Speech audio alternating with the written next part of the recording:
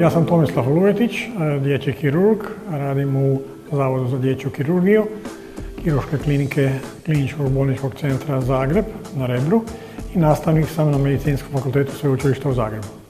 Nagradu koju smo dobili zbog našeg timskog uspješnog razdvajanja spojenih blizanki. Ono zbog čega smo morali ići na hitnu operaciju je to što su te djevojčice imale takozvani neuravnoteženi krvotok. Ovdje je to jedna rijetka pojava, kod njih bilo nakon rođenja, jer su kroz spojeve u jetri i jedno dijete davalac davalo zapravo sebe drugome. To vam je izgledalo u praksi tako da je jedna djevojčica mokrila 30 ml urina na dan, a druga 400. Tako da je bilo nužno hitno intervenirati. Operacija je trajala 15 sati.